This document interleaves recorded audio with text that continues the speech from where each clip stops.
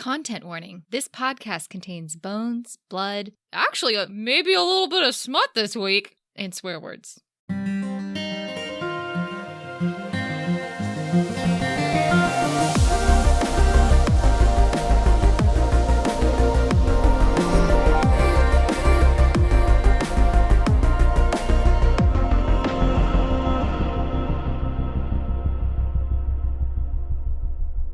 Before we get into the good smut, the good shit this week, we wanted to remind you that we've launched a Patreon. For just a few bucks a month, you get extended games, brand new content, access to our notes and murder boards, and much more. So, if you would like to be the change rattling around in the pockets of our bone exoskeletons, you can head to patreon.com/frontline5th or follow the link in the show notes. Okay, now back to that sweet, sweet bone zone action. Act 1. Welcome, penitents. Hello and welcome to the Frontline Fifth, a Locked Tomb podcast where newly minted lictors, our sweet little 8-year-olds, explore the Locked Tomb series for the first time while a couple of dried-out bone witches cackle over how little they really know. We're currently reading Harrow the Ninth by Tamsin Muir, and this week we found ourselves straddling Ianthe, but not for the reason you'd think, in chapters 27, 28, and 29. I'm Marie, certified yapper, also public curmudgeon automako, and I didn't need a cavalier to die for me to be a phenomenal seamstress and stylist, so I'm just that good all by myself. I'm joined today by Hannah, fan of art house films, also George of the Jungle, Grunwald. Hannah, if we had gotten the invites to Augustine's fancy shindig that we so rightly deserved, who would you bring as a +1, and what would be your makeover montage? Look, I can't make anybody else over. That would be insane, which is why I want Neil Caffrey of White Collar to do a makeover montage on me while teaching me how to pick pockets and maybe make out with me. Neil Caffrey from White Collar. Yes. Very, very briefly, fan of Art House Films, also George of the Jungle. I read that as I'm literally George of the Jungle, as opposed to like I'm a fan of the movie. So it's like I am Hannah, I will be fan honest, of Art it House works Films, both ways. also George of the Jungle. Because you swing on circus silks. Yes. I didn't know like how to phrase this the way I wanted it. My two favorite movies of all time are The Fountain, which is a brilliant Darren Aronofsky movie, and it's not really art house, but it's a wonderful movie, and George of the Jungle, which I think is one of the greatest works of metafiction and comedy of all time. So I have written papers about both of those things, and I would like to tell you, John, that there's a fabulous scene in George of the Jungle, which I will make us all watch, where he's teaching her how to swing on a vine, and he's telling her how to do like a French wrap. He's like, wrap it round your sock for special George of Jungle footlock. And that is literally the first thing you learn in silks. Do you teach people silks and tell them, wrap it round foot for special George of Hannah of Jungle footlock. Okay, also with us today are our little lictor siblings, Brooke, obnoxious foodie, also the human equivalent of an enchilada Anderson. Did you want to explain yourself on that? Do you know what it feels like to be an enchilada? I don't, Brooke. Warm and Just means you're drenched? stuffed with cheese and, covered in a warm blanket. Oh, God, that sounds amazing. I would like to live my life as an enchilada. Okay, anyway. Yeah, Also joined by John, loving husband, also bane of her existence, Ryan. I feel like that's self-explanatory. I will tell you, at one point when we were trolling Brooke, and I just couldn't find the exact clip. I think it wasn't actually in podcast footage. It was probably in the clips somewhere else where I couldn't find it. How many times you have mentioned your wife, and we wanted, or you had said something about being a wife guy. I was essentially going to troll you and put all of the times that you have mentioned her. That's lovely. I think it's genius. Eventually we have to do it just as like an anniversary present. Yeah. Well, anyway, so Brooke and John, who are you bringing to this party? And what does that makeover montage look like? I'm going to bring Paul Rudd. Ooh. He needs no makeover. Yeah, he's got that like sort of crystallized in time vibe that fits really well with all the lictors. And I think he cracks some good. Maybe he is one. Oh yeah, exactly. And but he cracks some good like very friendly jokes. Keep things from getting a little too tense. I like that a lot. Also, now that I mention it, in the terms of he needs no makeover montage, he's lovely, but he does seem like he'd like show up in a t-shirt potentially. So maybe you do need to do a little makeover on him. Neil Caffrey can come and help him too. Perf. Oh my God. Group getting together party. Yes, we love it. What about John? What does your montage look like? Who are you bringing? we're bringing Anne Hathaway, obviously, and then our stylist is the guy we referenced last week, whose name is escaping me, but a cute moose. Make all the other boy moose go hoa. Like,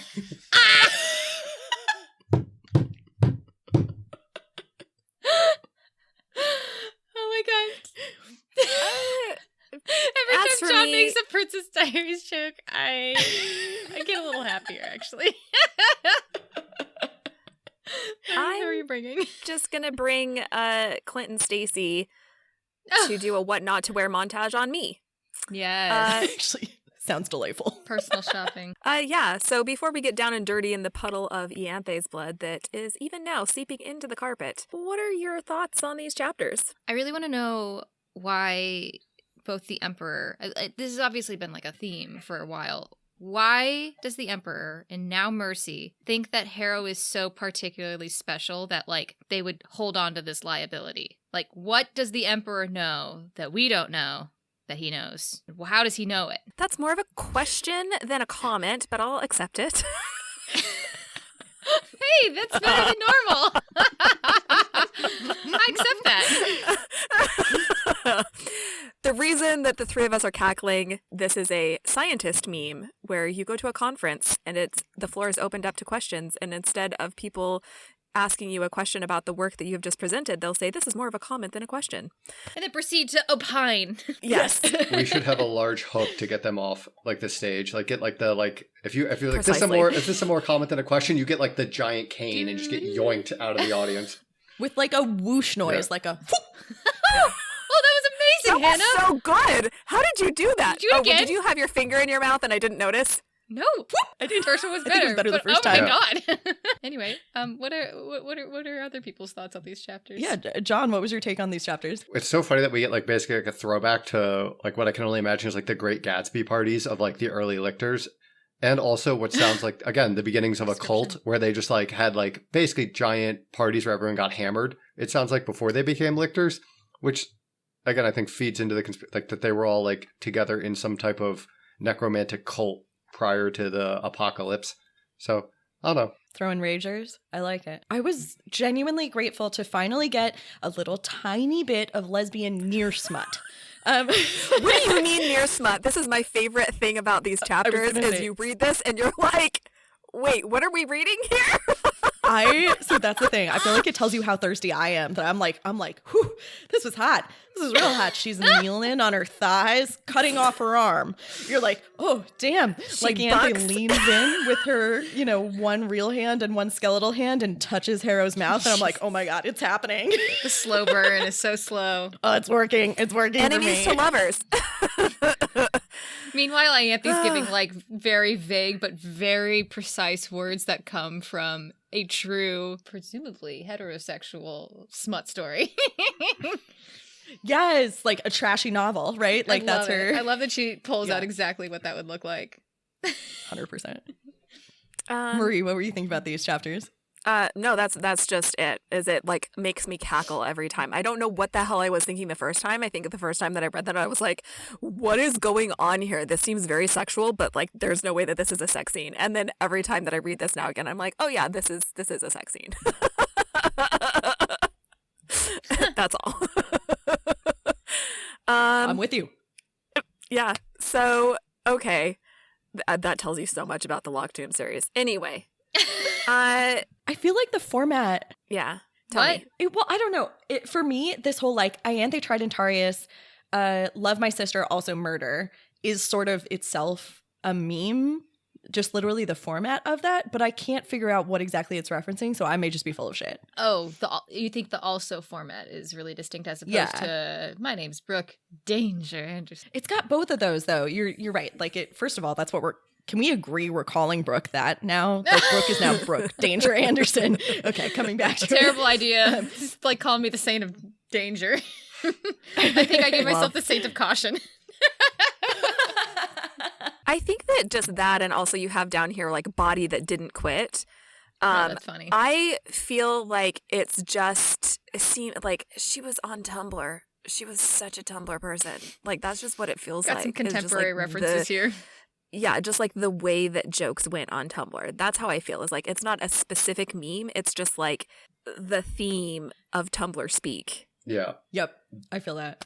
Yeah. I only have one word for SAT prep, and mostly just because I'm like, who uses this word? Ovine. Ovine. It's sheep-like, Oh, I thought and it it was gets used pig-like. all the time in my department. All the time in my department. What? I'm in Boston Children's Orthopedics. I can't even tell you how many people work on sheep. Can you give us an example of the content? Oh, they work on sheep? Yeah. What? Really? This Is this a model? It's a good model. It's a good model system for like osteoarthritis in femurs and knees and stuff like that, because they're big, heavy animals and they're easier to raise actually than pigs. So the preference for them over pigs is ease of raising. What? Because I think they're cheaper to raise. Yeah, I don't know the details. I just know that periodically people will be like, sorry, I'm late to the meeting. I'm working on, dissecting an ovine femoral head. And you're like, yeah, checks out. As you do. Okay. This was used to reference a dirty white color. Oh, yeah. And let me tell you, the color of an ovine femoral head, dirty white, right away. That's just so accurate. Thank you so much. Oh, I was thinking of just like a I sheep think that's they been meant in the mud. sheep. Yeah. Yeah. Obviously, they meant just a sheep. Okay, with that, start working on your bow ties as we present Harrow the Ninth, episode 10. A once-in-a-lifetime genius, an insane imbecile, or both. That's how I Act feel. 2. Me all the time. Act 2. Complex power dynamics.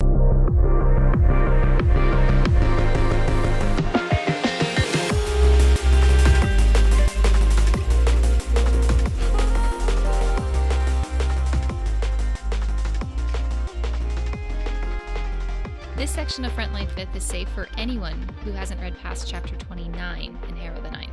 Let's recap. Chapter 27, Third House Skull. 4 months before the Emperor's murder. Harrowhark, Bone Architect. Ianthe gets a brand new arm. Chapter 29, Third House Skull. Ianthe gives Harrowhark a makeover. Conspiracy to commit murder. The Saint of Patience throws a dinner party. Clever. Devious. Okay, so last we heard, after the soup debacle, Harrow was being dragged off to bed with Ianthe, which tracks. Like, she would only be dragged off by Ianthe. She would only be dragged off to bed by Ianthe if she were practically comatose. Yeah. And so she sleeps for a long time, and when she wakes up in Ianthe's bed, she finds Ianthe practicing with her rapier badly, because it's not going well, and Augustine has given her 5 days to figure it out before he just gives up on her. The description of the room and the sheets and the bed, this sounds like the most horrifying place for me. There's just like giant naked paintings on the walls. The sheets are like embroidered with stuff. Like, this just sounds like a place I would never want to sleep in. Yeah, and Ianthe, like, Harrow wakes up and she's like in a panic, but Ianthe, like, I think she's like in a panic, but also she can't generate any more cortisol.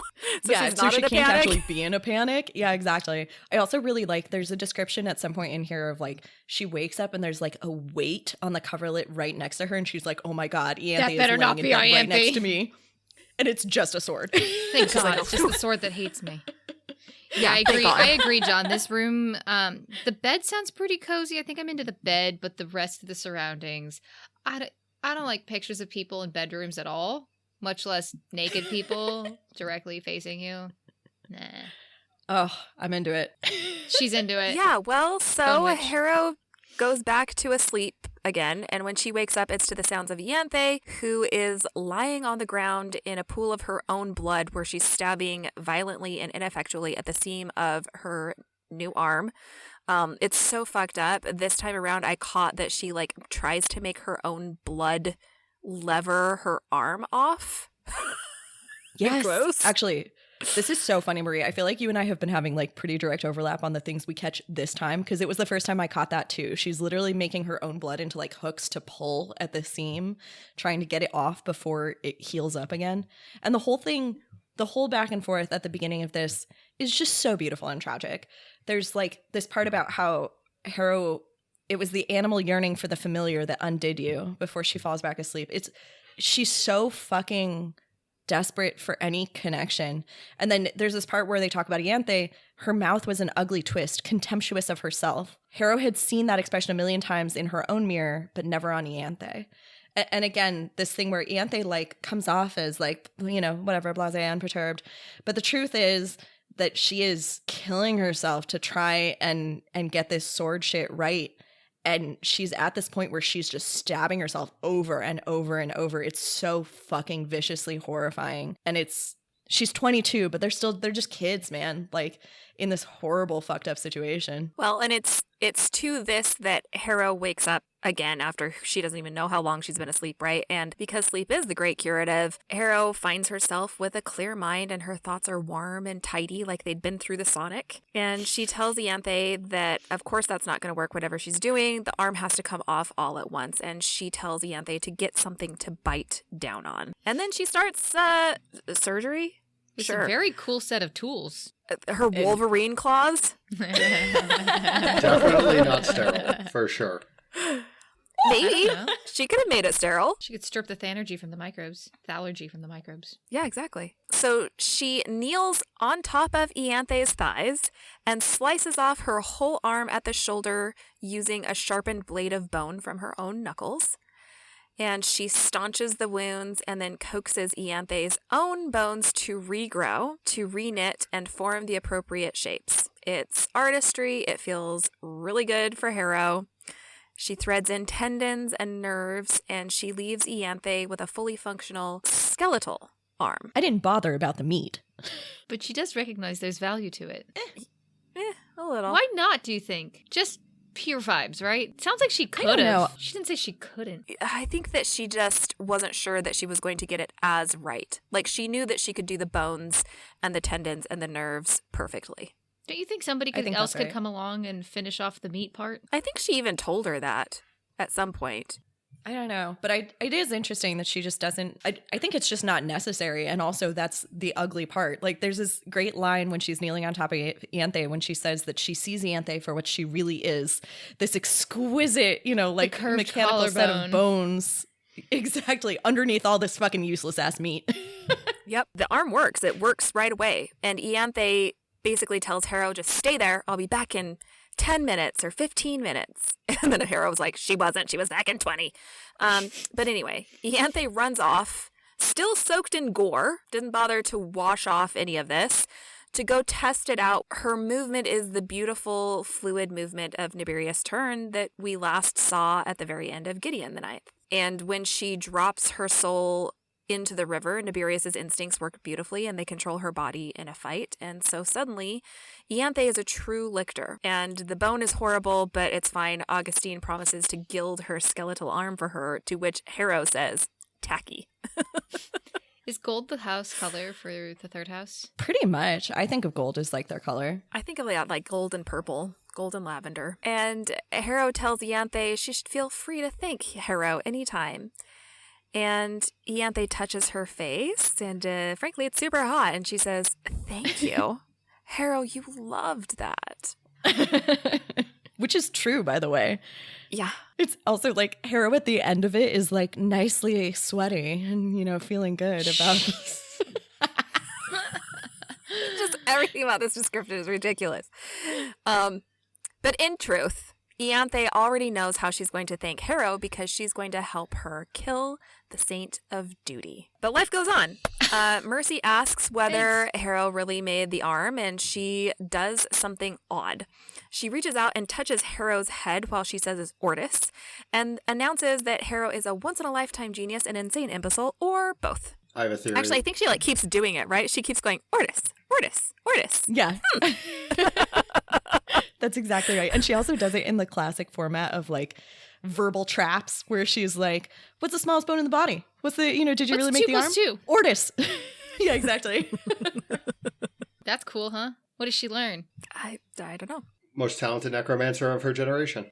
It feels like Mercy learned something. I also actually this is the first time Mercy has ever given anything close to a compliment to Harrow, by the way. Or even And it is actually quite raw a attention. big compliment. Yeah. Like curiosity. That's a great point. That's exactly. She's mostly Harrow is just an infant getting in her way. This is after the soup, and she's just made Ianthe this bone arm. And then Mercy's This finally like, incredible wait a Do minute. you have talent? There's something going on here. Harrow starts sleeping in Ianthe's rooms where she feels safe, even though it means that now she has to talk to Ianthe and have these weird conversations at night. It's such like a girls' sleepover situation. But it's also, this will sound weird. So I deeply, deeply miss college. Part of the reason I deeply miss college is because I used to stay up all night with people and we'd have these deep conversations about the world and about how we felt about things and what was humanity, blah, blah, blah. And nobody has those with me anymore. It's, you know, people... First of all, we all fall asleep at 10. But secondly, you know, nobody wants to talk about the shape of the world because we all have shit to do. And actually, I like a lot of the conversations that they have here because I actually think it's interesting. They're actually getting deep insight into one another, whether they want to or not. Like, there's this moment when Ianthe says, Corona Beth and I spent 3 nights apart in all our lives. And the second time she cried so hard, she threw up. Right, but it was Corona who was upset about it, right? Not me. Yeah, Corona was upset. Not me. But also at the same time, one, we know from Harrow's perspective that Ianthe still cries herself to sleep at night sometimes. And we also know that Ianthe is still thinking about this.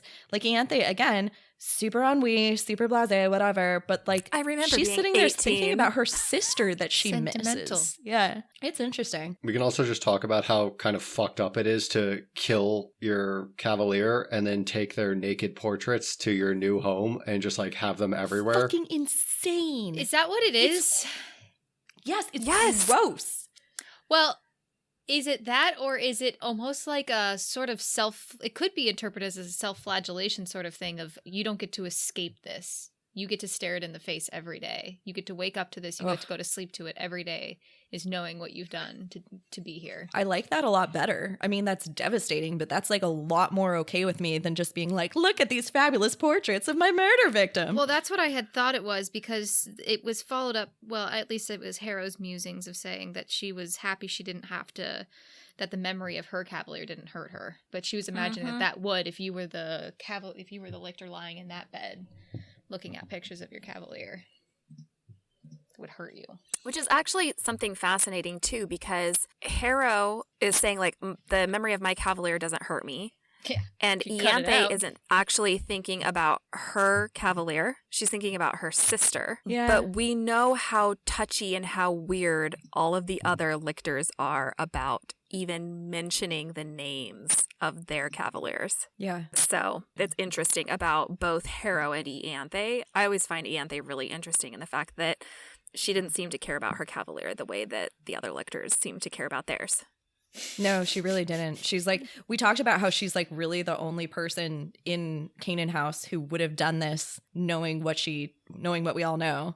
And she is the only person who did it knowing what we all know, right? Like, she wasn't forced into it. She just doesn't give a shit about Babs. She really gives a shit about Corona, though. There's something, even Silas, she is that touchy about Corona. Even Silas wouldn't do it. Had moral barriers Had against qualms. this. Yeah.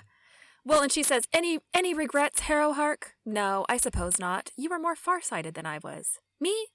I've never regretted anything as a rule. It's such an interesting line, though, because to me, that reads as, I do regret it. You know, to say that Harrow was more farsighted says that Ianthe ended up doing something that she had not intended and didn't want necessarily, but she's just going to live with the, you know, YOLO, don't give a shit. I agree. There's some deeply sad stuff here, too. This whole thing about how Harrow is always so afraid she might be touched, so afraid that anyone might touch her. She flinches away from like the smallest amount of love. Doesn't she make some sort of a small remark around how in actuality, like, that's what she wants more than anything? And it almost sounds like she has some like memory of like Gideon's hugs or something. Am I making that up? I mean, I don't know. You had always been afraid of anyone touching you and had not known your longing flinch was so obvious to those who tried it. It's actually also, sorry, low key. This reminds me of an episode of Scrubs where they're talking about the loneliest person in the hospital and how like every time you touch super lonely people, who in this case include JD, they just like hold themselves and go, and hug them, give him a little self-hug. Yep. Ooh.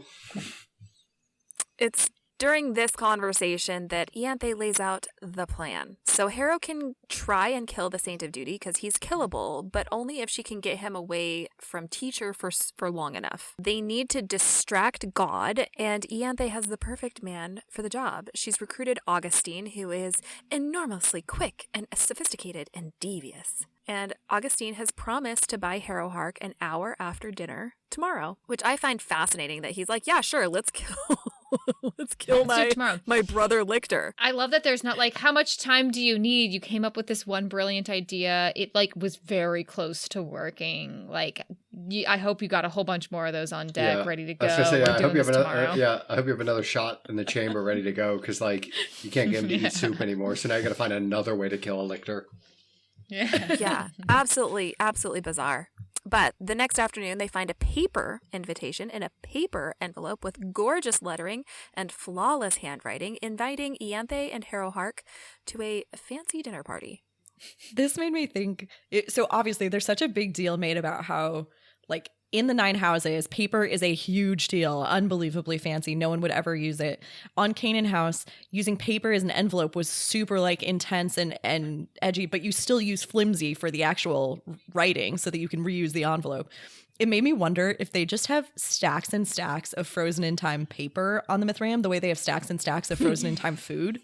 Like, because it's so casual. And I also love that Augustine spent 10,000 years on his calligraphy. And such a callback to like the 5th house thing, right? It's so much like, again, you had in Canaan House, the 5th house dinner party. It's like, okay, we're going to do this again. Apparently this is a 5th house trait. Now I have to go back and reread the conversations they're having to see if I can pick anything else out because the original 5th house dinner was hugely important. Full of clues. But the second piece is, it's so like indulgent and wasteful. And I feel like the whole Mithraeum is just indulgent and wasteful, where it's like, there are no trees on any of the 9 houses because like otherwise they'd be able to have paper. And then like Augustine has a study full of books and then like there's wood everywhere. Or like you're totally right. They're like eating like preserved fruits and vegetables that like the other houses seemingly don't have access to. It's just like the whole thing is just we're like holed up in our apocalypse bunker at the end of the universe while everything else burns kind of vibes. It's like Zuckerberg's Hawaii bunker. Anyway. Yeah. No, it's such an insight because if it can be done here, like there's no reason it can't be done elsewhere. They could have on the 9th house a God-preserved set of fruits and vegetables, but they don't. They're eating salted snow leeks. Well, and I mean, Harrow doesn't really do fancy dinner parties, we know this, but that's okay because Ianthe has been waiting all her life to do a romance novel makeover montage. I think this is the part where she says, didn't you ever read some of these books where it's like nipple and then like a few pages later, a mule? Mule? That's one of her words that's like a sound that she just says out loud. Oh no, wait, that's Mercy Morin. They both do it. Harrow ends up in some silky black dress that she describes as a handkerchief. And Ianthe literally like tailors it for her, which is wild. Yeah, what the fuck? Didn't like... see that skill popping out. Also a comment about Babs being just incredibly good with fine needlework, which is actually hilarious because he's veering towards sentiment. A needlework is just a tiny rapier. Like a needle is just a very, very tiny rapier. Oh You're my totally God. right. And he's very precise and sophisticated and like likes to look good. So it makes so much sense. It feels so accurate, but it also is so wild. You wouldn't automatically assume it of Babs. And as soon as you learn it, you're like, holy shit, of course he could do that. No, I'm still confused by it. Way too much of feminine work. She says, and it's fucking hilarious, that she wishes that killing and lictoring Babs had given her his needlework. But instead, she says that you look just good enough that I'm proud of my handiwork, but not so good that I'll be consumed with lust and ravage you over the nut bowl. Can I just say, again, indulgent, they have a nut bowl. They have a bowl of nuts.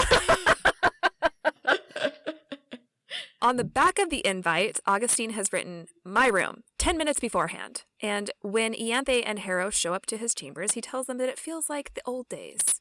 We partied as though it were the days before the apocalypse. Oh, I forgot to put this in the meme watch.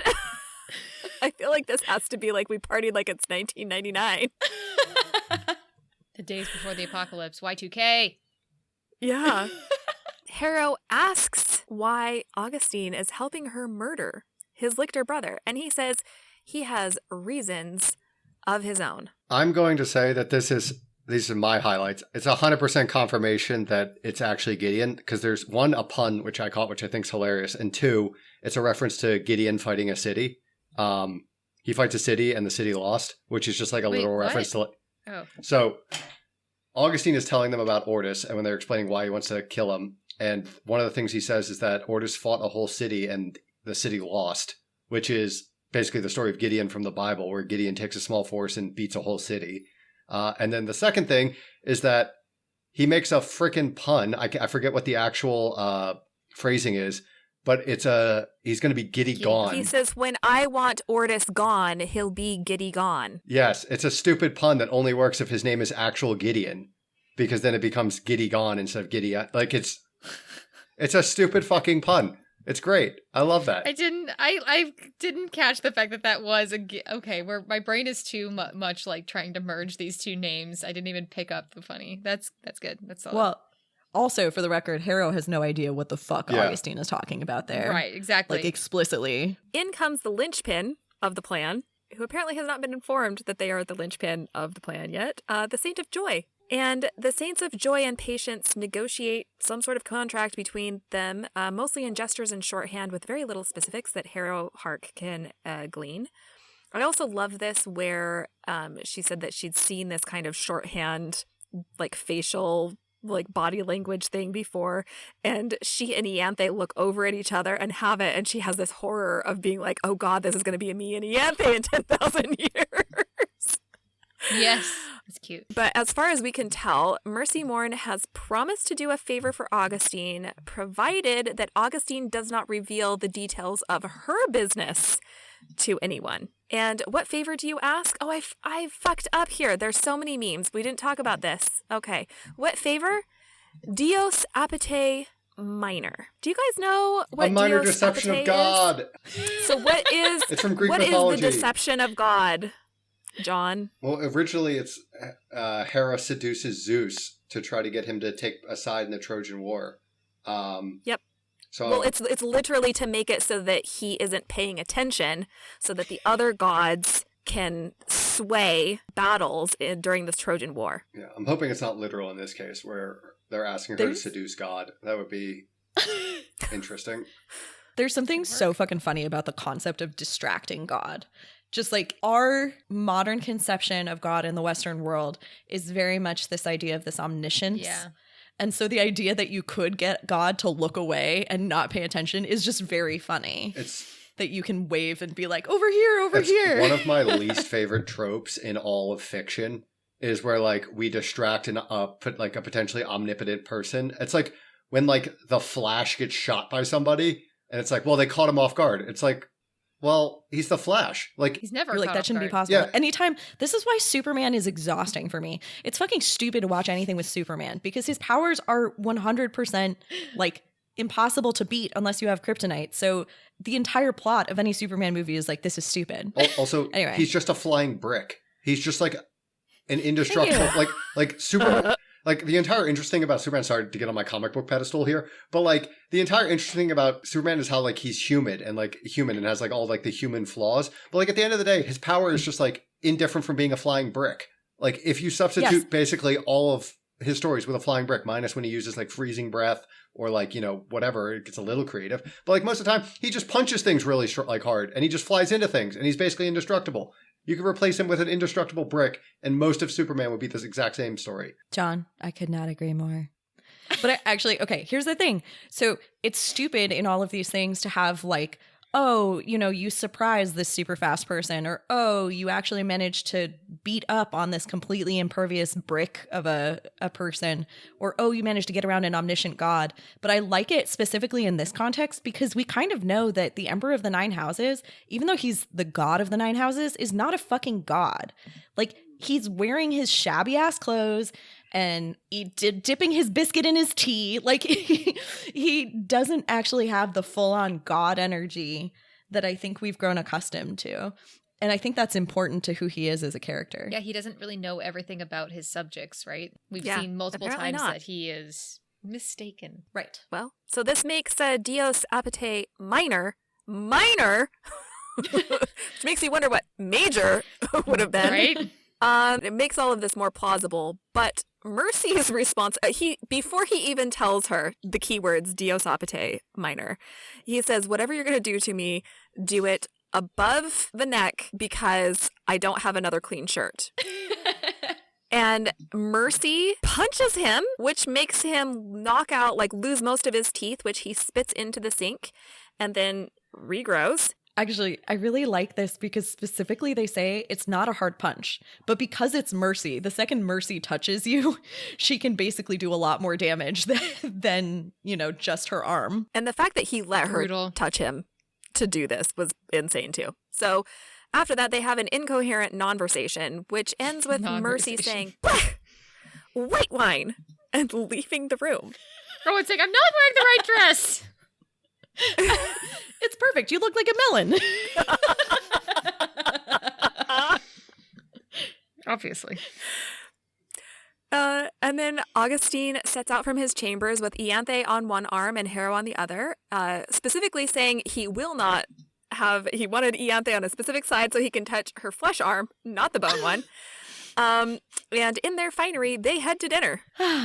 I love a dinner party. Imagine being crystallized a teenager forever. Right, you never did get any height, did you? Meanwhile, back at Canaan House, Act 3. It differs mildly then.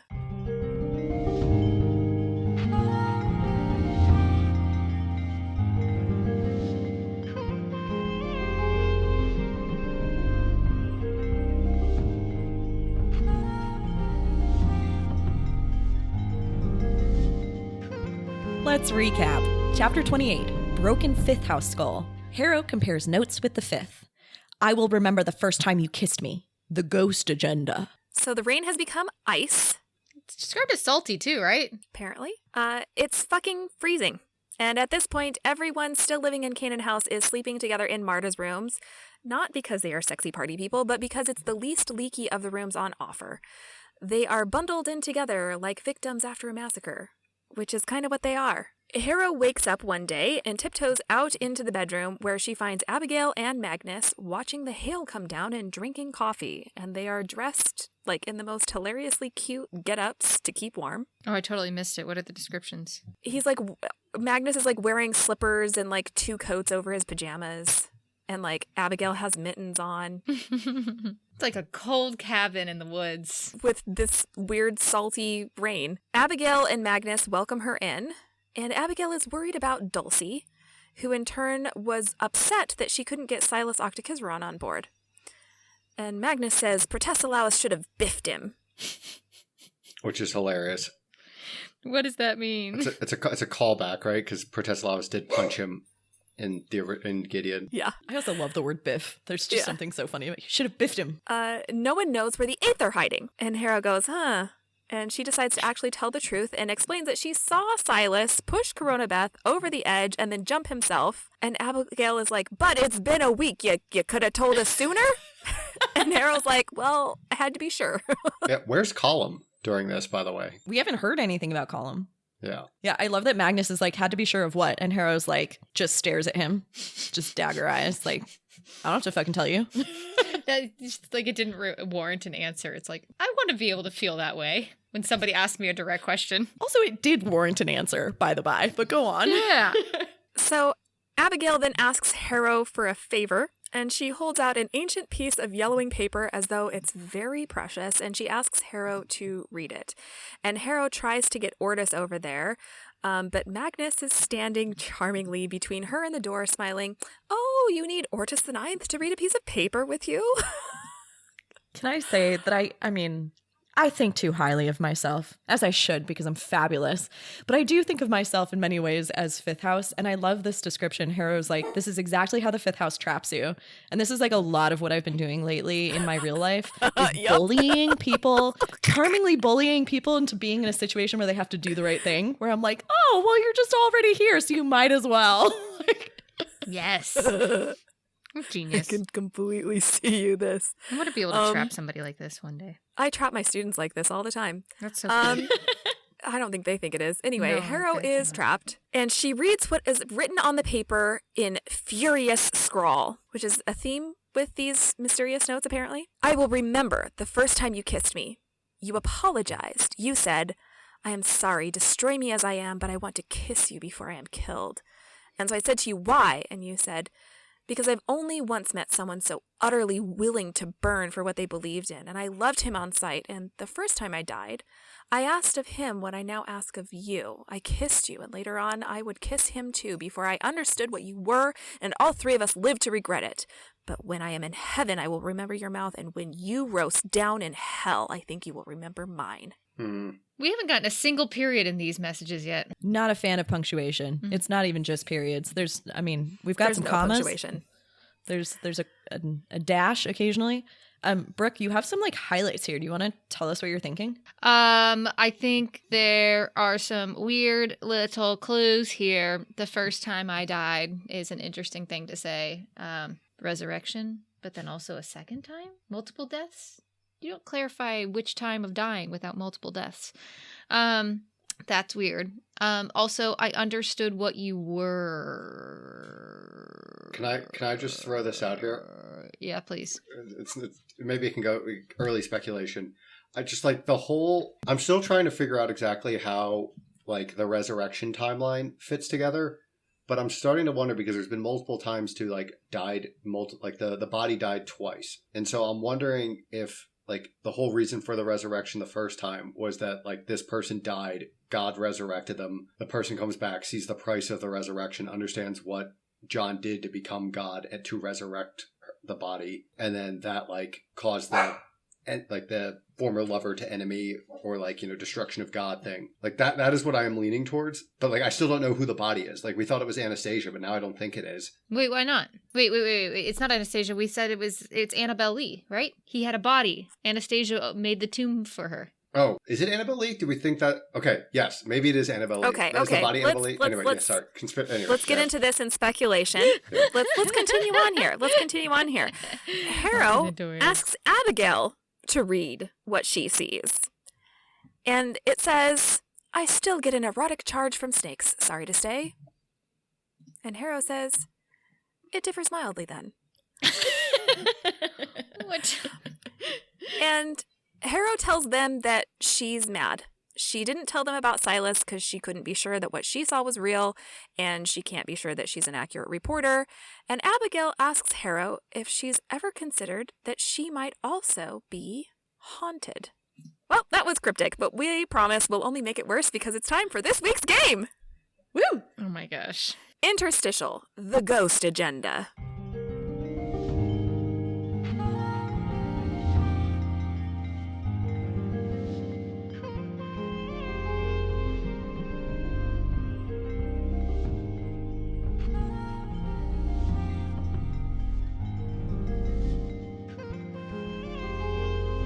Devious plans are clearly everywhere in these chapters, which is why this week we are playing Conspiracy Corner. In this week's game, I've asked our hosts to bring in a real-world conspiracy theory to pin to our murder board, and then we'll all jump in with our 100% accurate self-researched facts on how the ghost agenda is affecting real-world politics today. It's important to do your own research. Yep. So, Hannah, do you have a conspiracy theory that you'd like to share with us? Yes, friends. It's time for us to come to terms with the fact that Finland is not real. And if you'll click on the link. Why is this even a question? Dear listeners, you should Google this one. It's so bonkers. It's one of these things where you like can't tell if this is fully trolling or if this is something someone actually believes somewhere.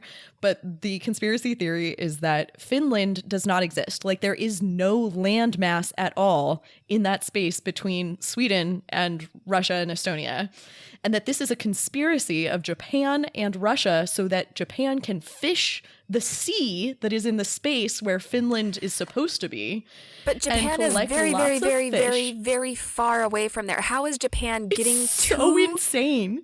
But see, that's like it's so fucking bonkers, and the like layers of this are so comical. It starts getting into why Nokia is the biggest company in Japan or exporter in Japan, even though nobody actually has Nokia phones. It's like so silly. Interesting. But what I do love about it is this idea that, you know, say you live in Helsinki, which is the capital of Finland, how do you really know where you are on the earth? And this made me think about like if you get on a plane a couple hours later, you get off a plane and you announce to yourself, I am in San Diego now, but you don't fucking know where you are. You just know that you're in a new place, right? Like, I don't know. I think it's kind of comical. But planes are relatively a new invention. We used to go on foot. I mean, all true. But think about it this way.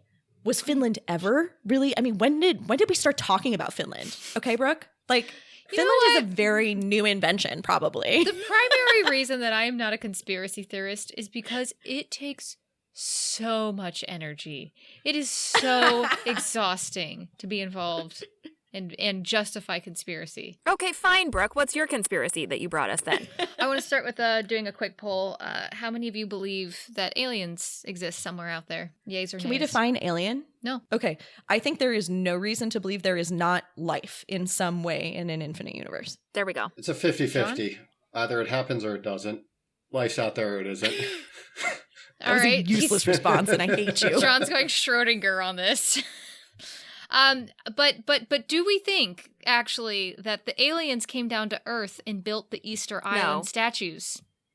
Under no circumstances. Oh, wait, can I just say that recently I've gone down the absolute rabbit hole of like conspiracy debunking on YouTube. Like I'm at the opposite end where I've spent you're like you take so much time to like get into the conspiracy world. I've now spent so much time like getting out of a non-existent world that I was never into. And so like dunking on people, let's be clear. Yes, I absolutely love academics dunking on people. There seems to be a trend here. But like I've gone through all of like the flat earth debunking. I've gone through like all of the like aliens built the pyramids and other like architectural models. I forget the guy's name, but he's like the archaeological like Atlantis conspiracy guy that's been on Joe Rogan a bunch. Like went through like him getting dunked on at all times. It's all so dumb and like doesn't pass even like the most basic John, like intellectual muster. Okay. Well, I don't know. You'll say that, and I've met people that I interact with genuinely believe it. Genuinely believe that there is merit to the idea that it makes sense that there's an explanation for why things are a little bit weird and it's aliens. Because there's no other good explanation. It must be aliens. My favorite thing is the debunking that shows that basically it is just racism. That it's like Stonehenge isn't aliens. Right. But the pyramids obviously are. Yeah, okay. Uh-huh. Right, and Easter Island, Rapa Nui, you're like, all right, well, these Pacific Islanders. It's not Pacific Islanders. I can see that. It's off the coast of Chile. Yeah. Yeah. Anyway. What's your conspiracy, John? Obviously, the cohort killed JFK. Is this a hybrid? When I read this prompt, I thought it was literally like we were taking a conspiracy theory and how it fit into the Locked Tomb series. So I went with the cohort killed JFK. I love it. Okay, you have a hybrid conspiracy theory. Tell us about it. Well, obviously, JFK wanted to, reduce the military-industrial complex funding, and so the cohort whacked him in conjunction with whatever the Locked Tomb equivalent of Lockheed Martin and Raytheon and everything else. Mm-hmm, mm-hmm. Yeah. The cohort initially had those guns, those honestly, antiquated weapons. The only conspiracy theory I kind of believe is that JFK was killed by like the government and or mobsters or some combination of the two. Like I think that's not the debunking unreasonable. Hasn't been solid enough for you, huh? No, I just again like that's the only one I'm leaving like a little bit there. And even that, I'm just like, like the story makes sense. Like there's nothing really there, but like, it would make sense why people would want to kill JFK. So I don't know. Other than that, compelling conspiracies are ones that have an element of truth and can't be disproven. Yeah. Okay, great. That leads into my conspiracy is that, yes, your phones are listening to you. I don't think it's a conspiracy. It's a fact. No, that's just true. Yeah, 100%. Yeah, but it's not in the way that everybody talks about. I've listened to things where it's like, oh, no, it's not actually that. It's just that the algorithm is really good at like figuring out that you're in a certain place or that you've been talking to certain people or like all of these things. And I'm like, nah, it's listening to me. The microphone's on and it's listening to me. It's obviously listening to you, but I also do believe that what the evidence that we give of, oh my God, we were talking about mattresses and now I have all these mattresses ads is very easily explained by your attention to detail and algorithms, and not that your phone was suddenly like, oh, mattresses, we can get her. I think it could go either way. I genuinely think there's been a couple of instances where we were talking about random shit. We're talking about like oysters And then suddenly on Robin's Instagram, there will be an advertisement for like oyster bars. And you're like, this is... Are you telling me that like Robin doesn't already just have a habit of like looking for nice restaurants in the area, have an affinity for seafood? No. It would be explainable for so many other people and not for him. I spent some time working in marketing adjacent areas, and one of the things I had to do was talk to a bunch of people and like performance marketers, like the people that where you just like give them money and they try to like attract people to your brand via like Google advertisements or like, you know, basically social media or paid advertisements on Google. A lot of them like operate almost more as like data scientists than actual marketers. Like it's just like purely a data game. Like they're trying to like, you know, hit the right demographics at the right time, you know, in the right browsing. It's just like, it is really data driven. So I do think that the phones are listening to you, but also that data gets fed into like basically what are really sophisticated marketing algorithms that are designed to get you to buy stuff. And also like if you pass by a mattress store, I think it's probably the algorithm is like, yes, this person now has mattresses in their brain. Like we're going to send them an advertisement for mattresses. Low key, have you guys ever been mattress shopping in like an actual mattress store? Mm-hmm. Very because recently. Here's my conspiracy. Oh, I love that this I've never conspiracy. seen. Yeah, I love this one. I feel like there's no way it's not a money laundering thing because I have never been in a mattress firm when there was anyone else there. It's just me and one employee making me feel unbelievably uncomfortable. The 2 times we've done it, we have left without buying anything because they were making comments about our sex lives in ways that were very uncomfortable. Oh my God. Okay, don't go to a mattress like, firm. I go to Macy's. This sort of like, oh, and this is the kind of mattress that'll really hold up for a young couple. And I'm like, I don't want to fucking hear that. Like, anyway, done now. That's horrifying. I would have left too. The counterpoint is that like the margins on mattresses are insane. It's literally just like some foam in a lot of pieces. Like you can make like a mattress out of like $20 in foam and then they sell it to you for $2,000. So like all they really need to do is sell one mattress a week and like so there's one still a month and they're like, yeah, we did great. Yeah. Maybe. There's a guy who bets money every year. He's like the mattress king of the hell is he? It's some baseball city. And every year he bets money on if that team will win the World Series. And if they lose, he has a giant sale on all his mattresses. And the like whole thing is that like he makes all his money back selling all these mattresses. Or if they win the World Series, he's super happy and he made a bunch of money. But it's become a thing because like they haven't won the World Series. I'll find it later. But like that's funny. They have to make so much money. Like they're selling you $20 of foam for $1,000. So the real conspiracy is mattresses are a scam. Which, you know, is a great pivot to us brainstorming what we think the real ghost agenda is in 2025 world politics. The real ghost agenda, 2025 world politics. I think that the Starlink satellites were the brainchild of Greek and Roman gods that didn't get a constellation assignment. Oh my God. Sorry, that is so much to unpack. They are taking it out on us. I think about it generations regularly, later. how like sad it is that like our stargazing abilities are completely trashed now because of the Starlink Because satellites. of Starlink. Astronomy's getting that much harder. Kind of sad. It's the cosmos. It's like that, you know, we've terraformed the Earth to enormous levels. We've manipulated the ground and now we've manipulated our skies. Well, Brooke, have you ever thought about the possibility that it's aliens actually trying to prevent us from looking outwards? But those aren't ghosts. Yeah, that's right. Well, it could be ghost aliens. You never know. Which, I didn't think technically gods aren't ghosts, but I like the ghosts of gods that had not gotten constellations. Right. Yes, there's something there. They were lost from memory. Mm-hmm. And I think that the ghost agenda is to try and increase the ghost voting base by increasing total deaths due to gun violence and preventable disease. They're trying to just really get that super majority so they can really push through their ghost agenda. That's horrifying. That's dark. I mean, they pretty clearly have not yet figured out how to cast votes, but I think that's in the works. My conspiracy is that they're purposely putting microplastics into everything. They're like making there are better versions of plastics. And the ghosts are just filling our... This is just one of my favorite recent memes I found, which is that microplastics found in testicles. Have you guys seen this? I mean, they're in your brain too. Yeah, it's just they're in your testicles. It's like a study came out that like they found like 100% of men that they found in the survey had microplastics in their testicles. And so like that just became like a funny response to like anytime anybody like was caring about anything, it was just like you would just see it and it would be like a comment underneath that on Reddit where it's just like you have microplastics in your testicles, like nothing matters. Like it's like it's gonna be fine. I don't know that this is influencing world politics, but maybe I mean, guess, yeah, it's influencing the world. I think that the ghost agenda is like to start everybody on these ghost hunter things so that there's even more people debunking that ghosts exist. Ooh, I like that. So like the moment that you put it on television, then everybody can be like, oh, this is bullshit. I don't really believe it. That's meta. That's several layers deep. Yeah, see, we know exactly what's happening. So yeah, it's perfect time for rampant speculation. Act 4. Quick, sophisticated, devious. I'm starting to realize that Brooke and John at the age of 8 may be just as brilliant as their eldest brother, Augustine, which frankly I'm not thrilled about. Nevertheless, Brooke, John, what the fuck is happening? All right, do we want to go back first to the letter that we started discussion of? Or maybe we can frame this. We can frame this all around.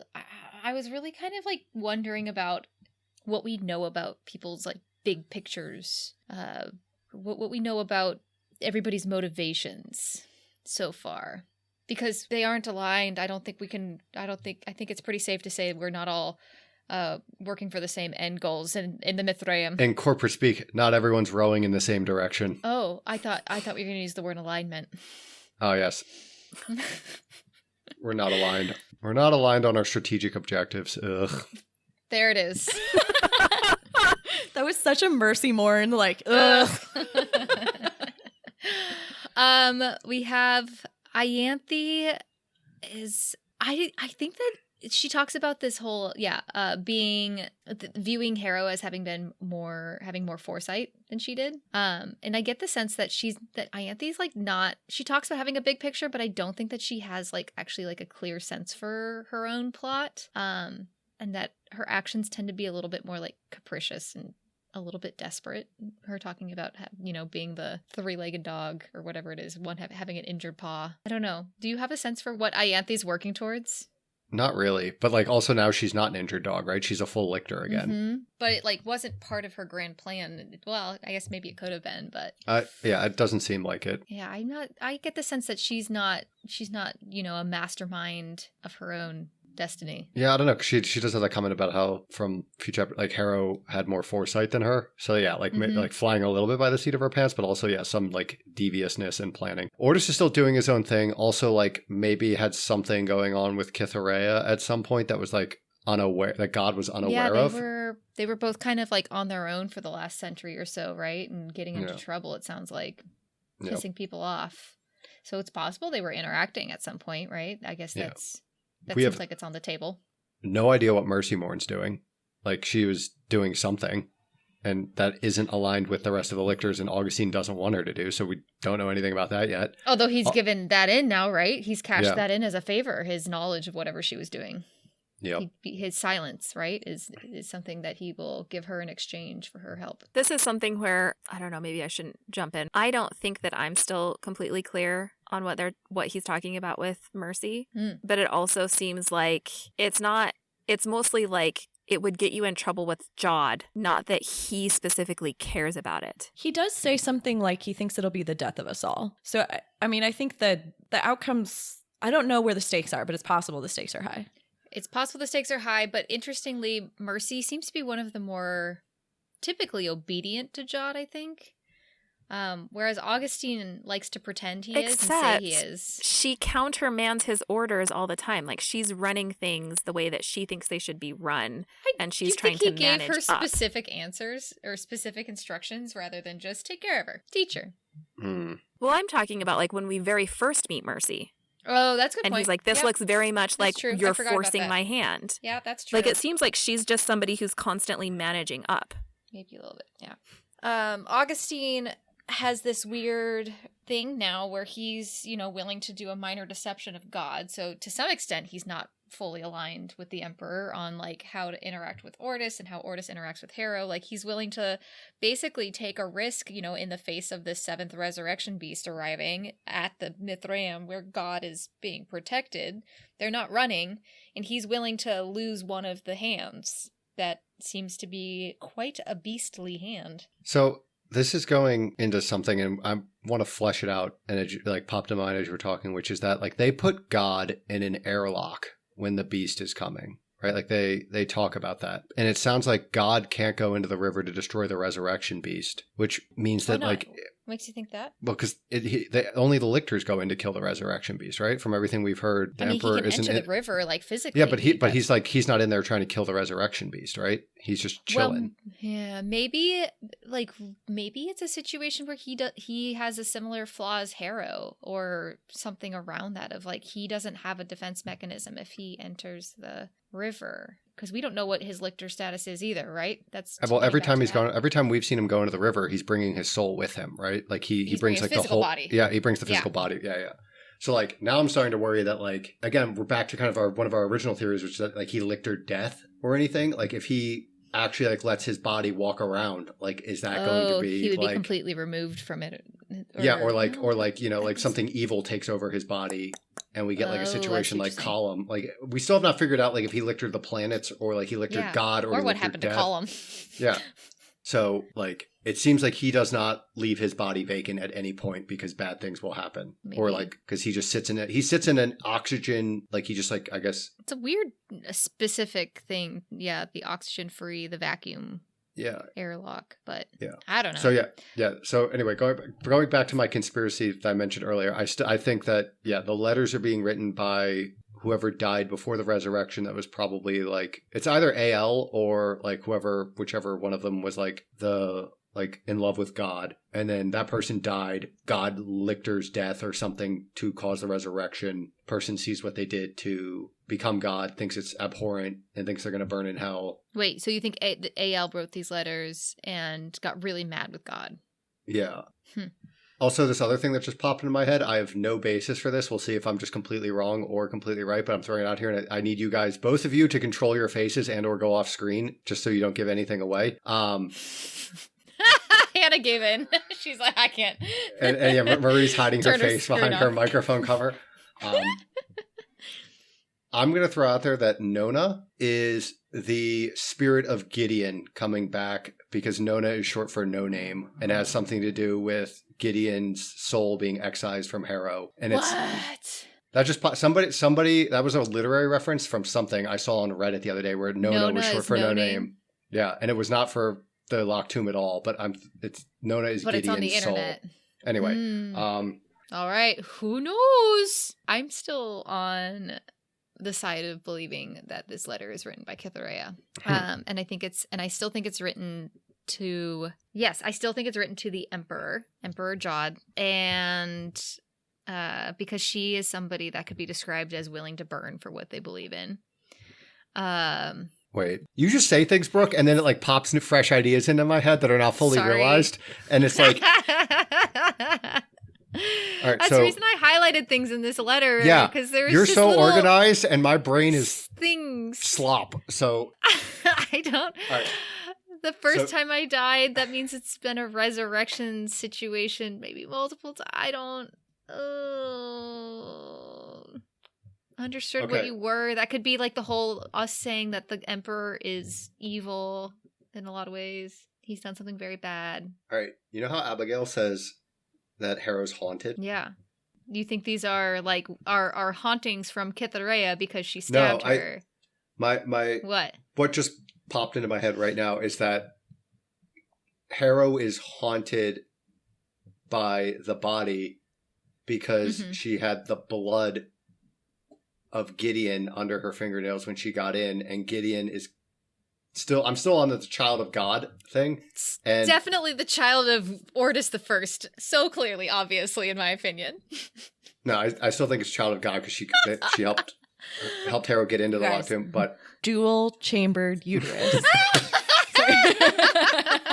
But the body was able to jump to Harrow because she had Gideon's blood under her fingernails, which is connected with God murdering the body or defeating the enemy. And like that's what let the remnant jump in, and that's why Harrow got haunted. Was like that was the original connection. I don't know if that's crazy. Maybe maybe I'm doing that thing where I take it too far, and then you guys laugh at me because I was right originally, and then the whole thing went off the rails. But you've been pretty consistent on that. That there's got to be blood of the Emperor in Gideon to have let her in there. Yeah, and there's something to do with time too. I know we threw that out as well. There's something going on with time. We don't know what it is yet, and I still think the alternative, meanwhile, at Cannon House is like a pocket dimension in the river. That's what I got for this week. Yeah, I was trying to see if I could find that salty reference, and maybe I was confusing it.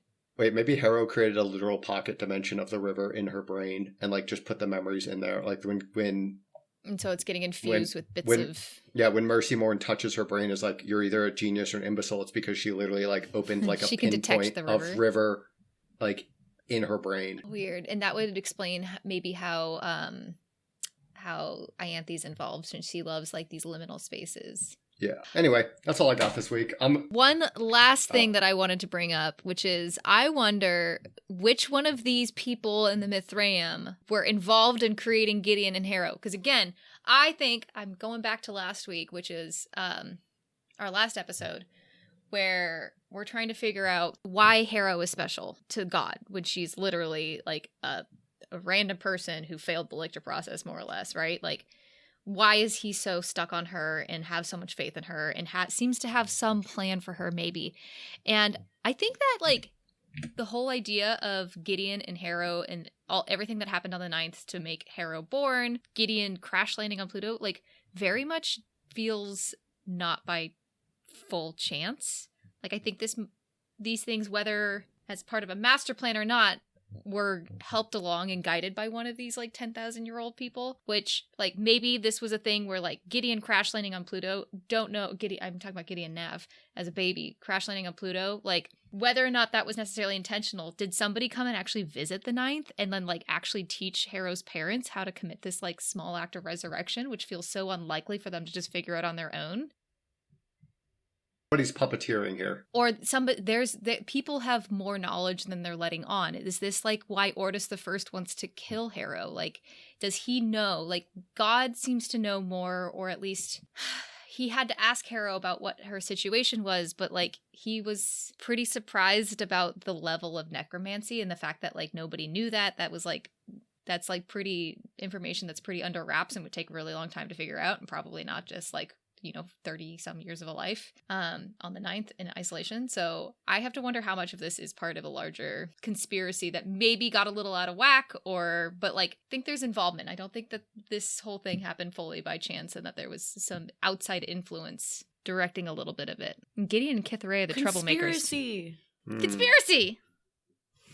It's all conspiracy. Well, I guess we'll see if any of that happens next time when John and Brooke get toasted in Harrow the Ninth, chapters 30 and 31. 2 chapters? We've been doing 3 and 4.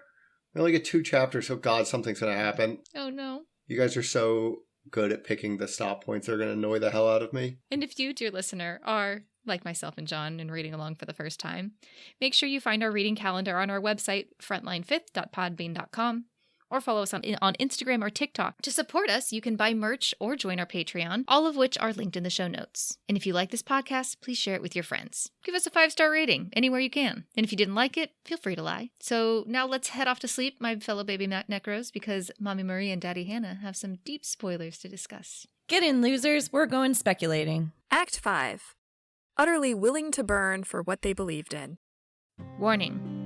This portion of the podcast is 98% spoilers and like 2% saccharin. I wouldn't know. I've never been here. Seriously, we will spoil anything and everything in the series up through Note of the Ninth. If that's not what you want, turn back now.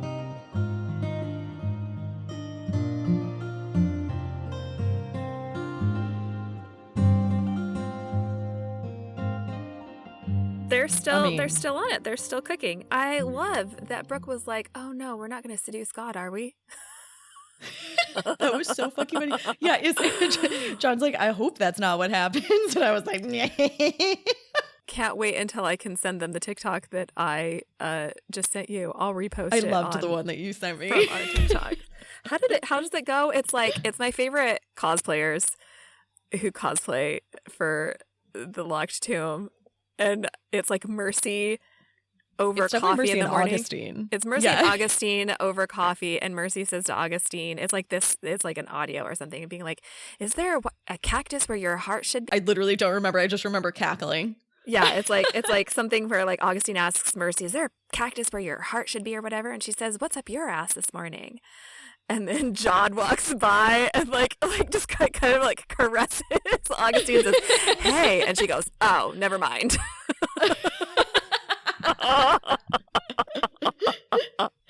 Oh, it's glorious. This was also so like this episode we got some kind of a little bit of sex appeal here, and I also think their threesome is fucking hot as hell. So we get 2 episodes back to back with a little smut. I don't think that it's that hot. I think I'm more on Ianthe's side. Although I don't agree. Old people. I am annoyed by her suggestion that old people should be shot, and that's why it's disgusting. Maybe I'm more on Harrow's side. I'm horrified. Yeah, I don't know what to tell you. That's it works for me. Again, I'm really delighted that God is bisexual.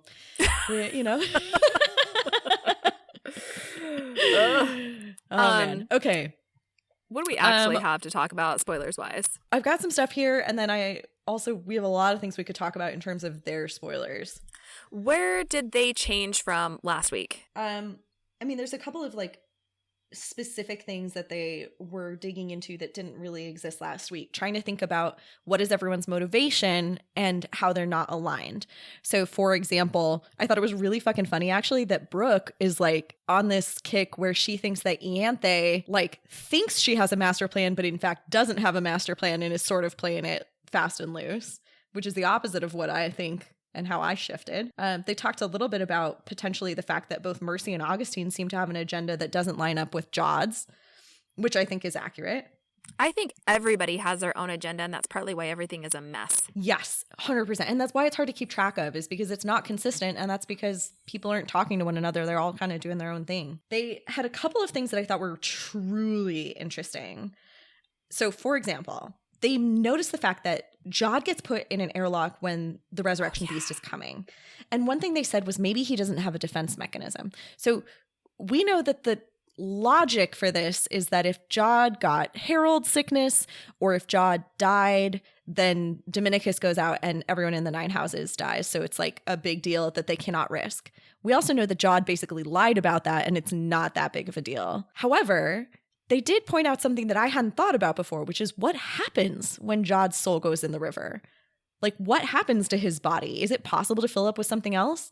Or does he actually have any sort of like cavalier capability? We never see him handle a sword, but Alecto is kind of a different sort of bodyguard. I don't think fucking because know. he and Alecto did it differently and Alecto is switched off, that even if he goes, that he basically kind of splits. He would be in both places. It's not a question of like being just in the river or just in the real world. Yeah, that he doesn't actually switch off. Like that he can put himself in the river, just his soul, and also still be consciously in his body. That's what I think. I think it's like not a switching place or something like that. But also that the biggest thing is he cannot, maybe previously when they would fight them, he would, or maybe they just didn't really fight the resurrection beasts, or maybe that's why they had to lock Alecto away, because she started getting really fucking weird when the resurrection beasts came around, right? Like she was terrifying, but like we can deal with it until the resurrection beasts come around. And then they're like, no, you have to switch her off.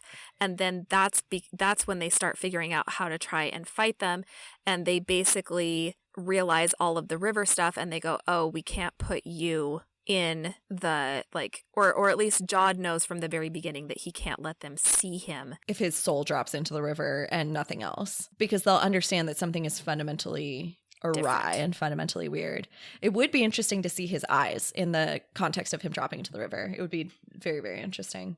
Yeah. And actually, to your point here with Alecto, actually Brooke did a good job noticing that in this letter from Wake, it talks about died multiple times. And she started thinking about how the body also said that the body died twice.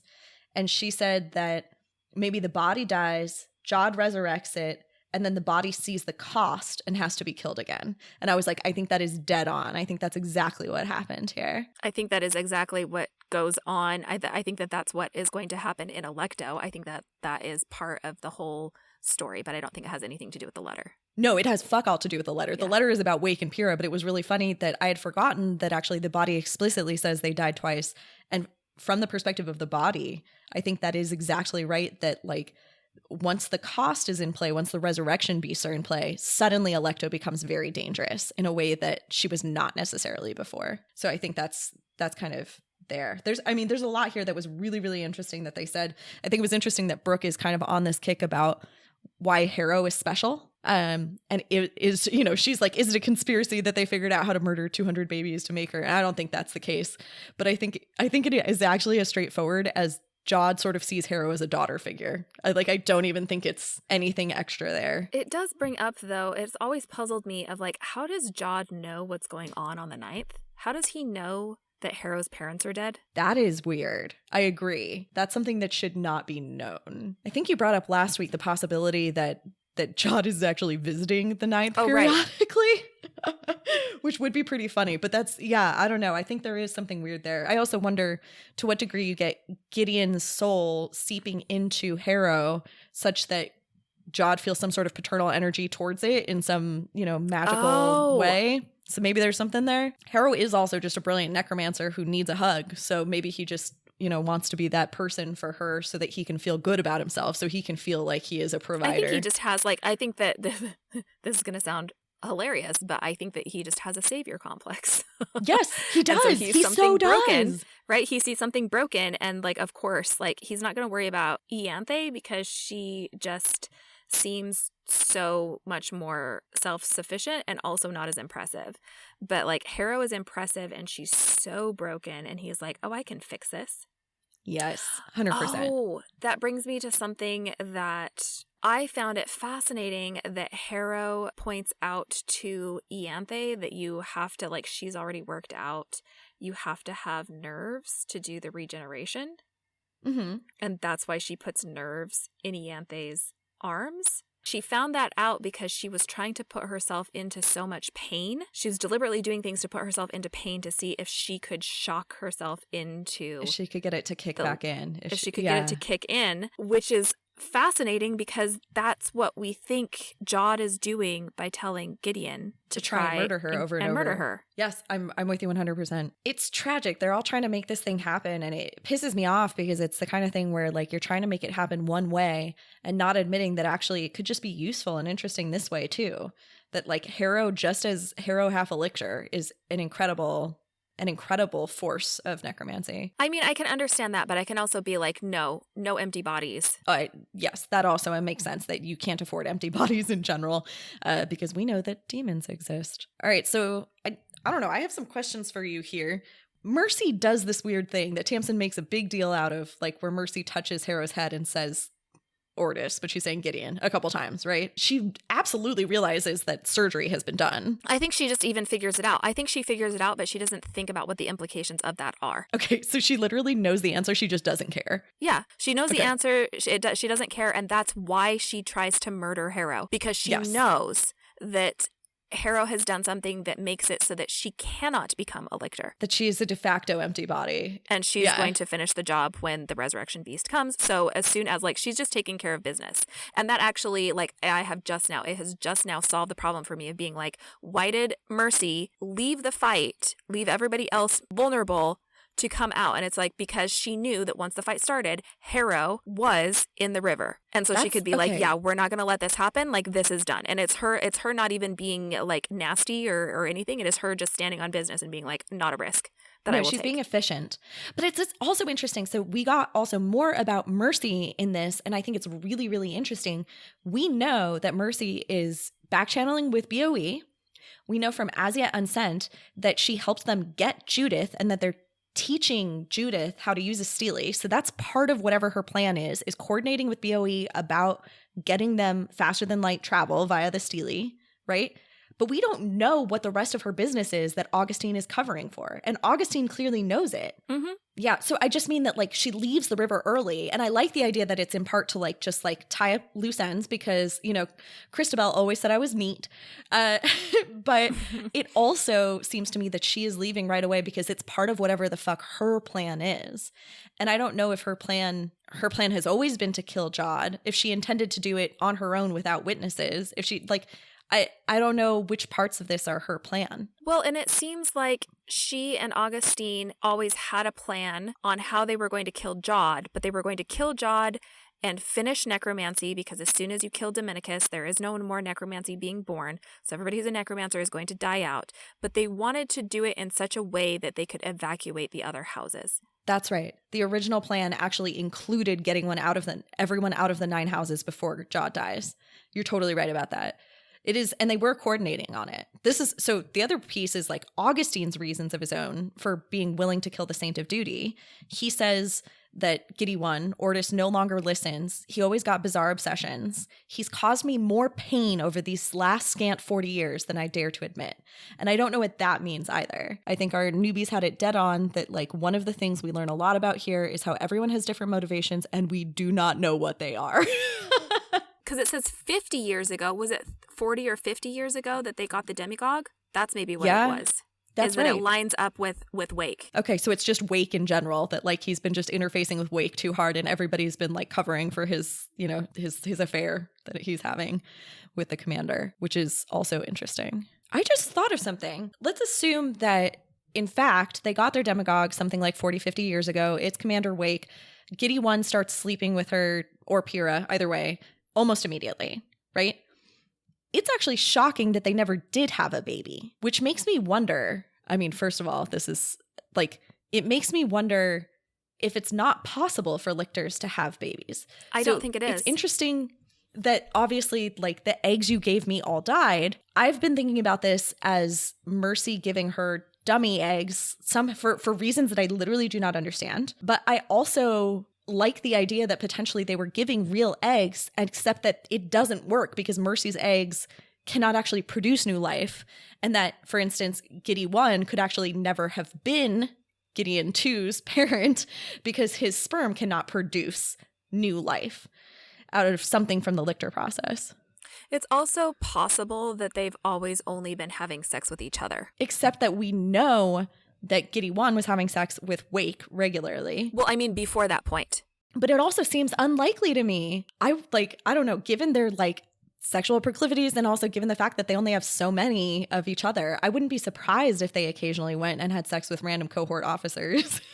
Yeah, I guess I wouldn't be surprised, but I feel like the text There's talks no more evidence about, for it. like, there's no evidence for them doing that. And Yes, all the evidence is for them having sex with each other. or for Jod doing that, and that like the lictors Yes. kind of like are like, I don't know about that. Like a mortal is basically a child for them because it's, the difference between being a 50-year-old and a 10,000-year-old. So incidentally, I wanted to bring up Ulysses' sexy parties. Someday, I hope we learn more about Ulysses. Because here's the crazy part. He was already really dead pre-resurrection, right? He's one of the dead bodies that Jod starts puppeting at the beginning. Yes.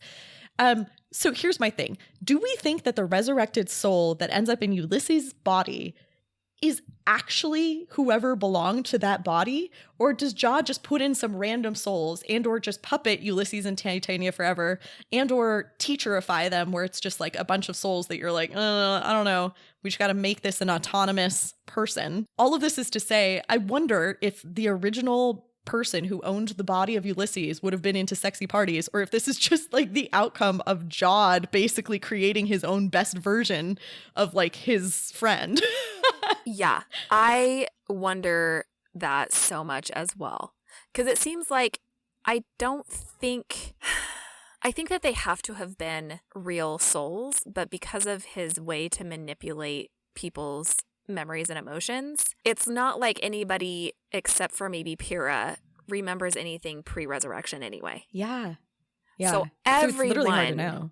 Yeah, so like literally everyone that he resurrected for that to be like his like crew, his little posse, his buds, he rearranged their brains so that they remembered him in a good light. And I think actually that he has done something to them, which is why they all act so fucking weird, which is that or that he's constantly doing something like that to pretty much everybody around him because it affects Harrow as well.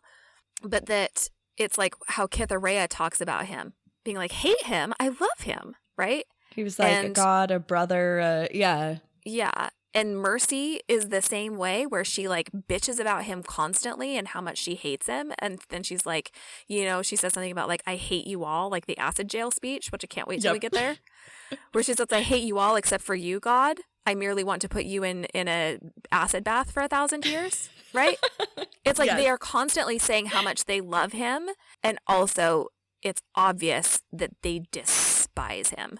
Yeah, absolutely. And it's like, how much of that is like just the fact of however, like the 10,000 years and like the whole lictorhood thing and the way that they are like complex power dynamics. And how much of that is he has done something to make them love him, to try and so stave that even off if this they're thing. like consciously can't stand him, like there's always this undercurrent that's built in and programmed basically to love him. I like that. I just want to like come back to Ianthe's big picture. I think it's interesting. It includes a live Harrow. She makes that explicit. She also asks if there's any regrets about going back to Canaan House. You were more farsighted than I. I think that's interesting. I think part of it is actually just that Harrow's goals were simple, and that helped. The other thing, again, Ianthe's doing something weird with these apples she's practicing on. And I wanted to also bring them up from a lit perspective because apples are so meaningful immediately. Ianthe gives Eris, goddess of spite. And of course there's Eve, but also like, what the fuck is she doing? And then in the bubble, I had a couple of thoughts. One is that I think it's really interesting that Pro is referred to as Pro almost all the time in Gideon the First, and almost always referred to as Protessa Laus here. And of course, the opposite is true for Dulcinea. We call her Dulcinea all the way through Gideon the First, and here she's often Dulcie.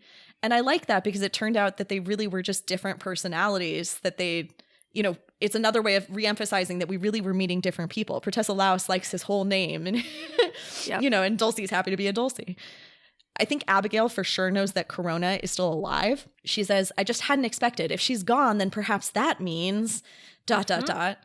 So that's interesting. And then would you like to go through the note? We both know what we think it means.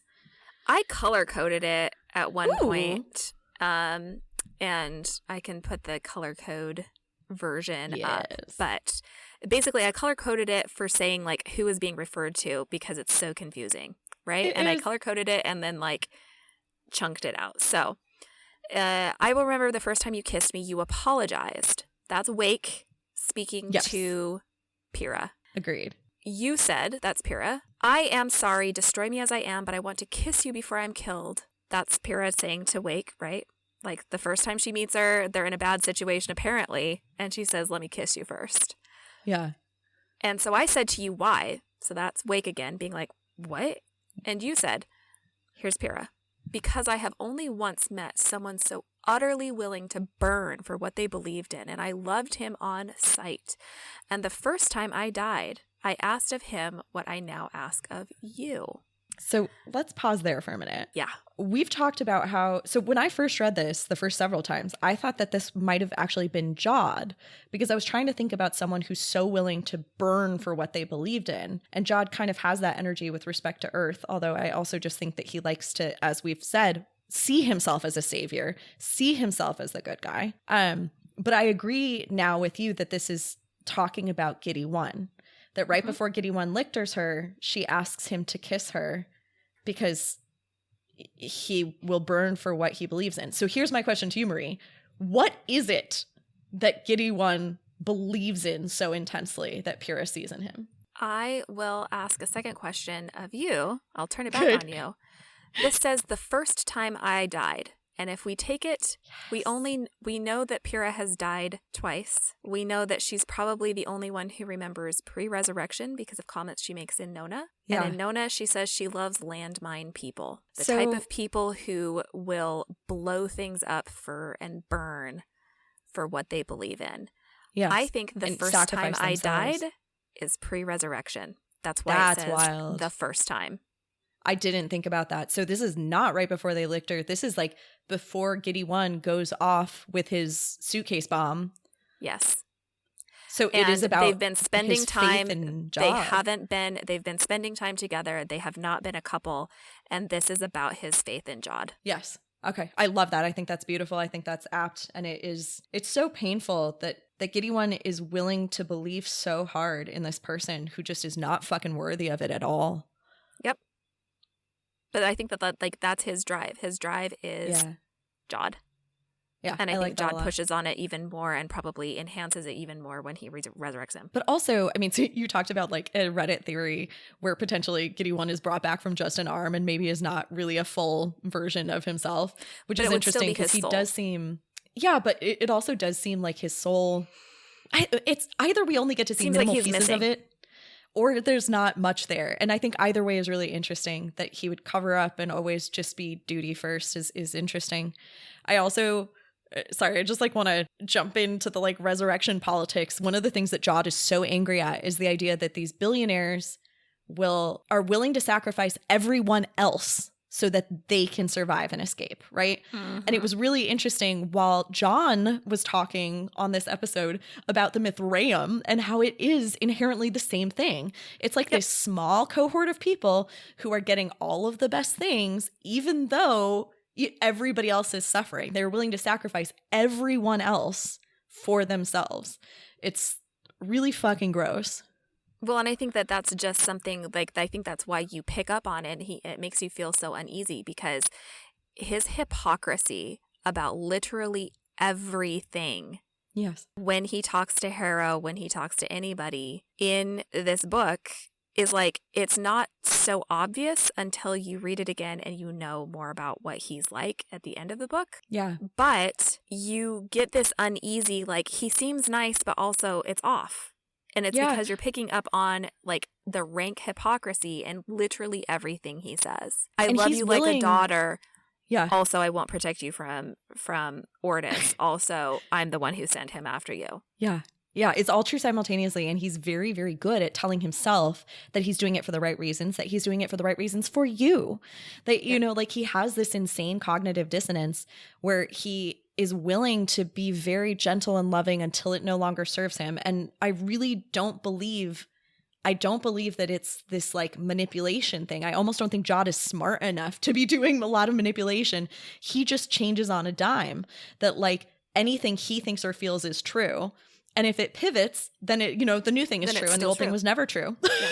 But also the one thing that I find so chilling, and I was trying to remember like why this unsettles me so much, and it's because one of my favorite series was always, which it will never be finished, and it's such a tragedy of like everything that's happened with it, but it was The Name of the Wind. I don't know if you ever read those. Of course. Desperately waiting for book 3. It's never coming. Patrick Rothfuss is never going to write it.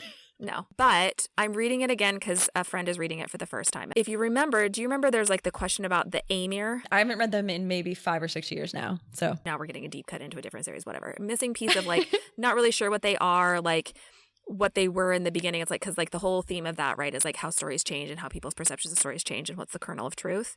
But the thing is that they were always terrifying. Like they were supposedly the good guys, but also they were not the good guys, but also they were terrifying. And the reason that they were terrifying is because their motto was for the greater good. So like literally they're willing to let things burn because it's for the greater good. So nobody, no individuals, no small things. It has to be okay, but what is the greater good? And it's what made them the most terrifying. And that's what makes every time that's kind of like, oh, well, it's for some greater purpose.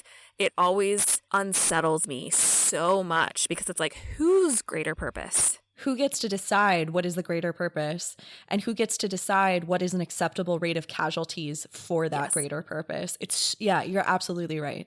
Like, it's like where your morality is. Yeah. As soon as you say that, I'm immediately like hackles raised, like freaked out. Yeah, that makes so much sense to me. Okay. I guess we should continue with the rest of the letter. Okay. So first time we got off on first time I died. Then it's back to Wake. It says, I kissed you. So I kissed you, meaning I kissed Pyrrha. And later I would kiss him too, because now she's kissing Gideon, before I understood what you were. And then she finally realizes that they're lictors and that there's 2 of them and they're switching back and forth. And all 3 of us lived to regret it. Yeah, I think so. And then the rest of it, when I'm in heaven, I'll remember your mouth. And when you roast down in hell, I think you'll remember mine. I think that just goes to like how weird and fucked up they were, that they continued on this horrible threesome. Yeah, I have a couple. Okay, so here, just a thought that I think is interesting. The fact that she references heaven and hell is fascinating, because I mean, so we've mostly talked about hell in the context of either the river or what's beyond the river, but we've never talked about heaven. The necromancers never talk about heaven. And it is this inherently like Christian ideology of what happens after death, which is sort of at odds with the river and the way that we have grown to understand death through these books. I also think it's interesting because it makes me wonder if Blood of Eden practices some format of Christianity, how much of that stayed around in these 10,000 years. Or alternatively, again, I still think Wake is fucking weird. So like, what is Wake's understanding of these terms and where do they come from is interesting. Maybe this is the only time in the books we hear heaven. Yeah, it's not a normal word in the books. It's really, really interesting. Even like heavenly or angelic are not things that come up as far as I can remember, but now I'll be on the lookout for them. This whole thing of once I understood what you were. So when Pyrrha/Giddy One first approaches Wake, are they coming in as just a normal necromancer or just a nothing, just a normal human? Right. Like, how did they did they infiltrate Blood of Eden? POE? Yeah, they're sitting there with their gas masks and going to their Tessaphon wing like councils and secretly being a lictor the whole time. I feel like that has to be what happened because there's no way that Wake would continue with them. And then that means that that's why, like, once she finally figures it out and then she's messing with other lictors, it's like something having to do with, like, messing with Mercy and Augustine is how she figures out that Gideon is also Got it. a lictor. Because he has some trait that is similar to Mercy and Augustine, and so she, like, recognizes it in him. Right? Or, like something tips her off, and then she's like, or they say something to her about how somebody else is going to be, like, she's going to have to watch out for somebody else, and she's like, who is this? And they, like, show her a photo, and she's like, the fuck? Right? Or it's something she's about like the switching back and forth that makes her realize it, but then she's in too deep. What a fun relationship. I would read that trashy novel too. I wonder if there's fanfic. I'm sure there is. Somebody can tell us. That's been a lot. Act 6. See you next time, my little nunlets. Looks like we have to get dressed for what promises to be an intimate dinner party, but we will be back with more Frontline 5th and Harrow the Ninth, chapters 30 and 31. If you want to follow along with us, our reading calendar is available on our website at frontline5th.podbean.com, and you can follow us on Instagram and TikTok, which are linked in the show notes.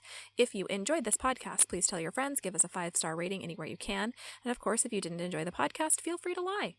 We have a Patreon, which you can join for access to bonus content every month, and you can become a patron. We do love our patrons at patreon.com/frontline5th, and you can check out our merch at our Redbubble store, linked in the show notes. Finally, if you have any fun theories that you'd like to share with us, feel free to email us at frontline5th@gmail.com.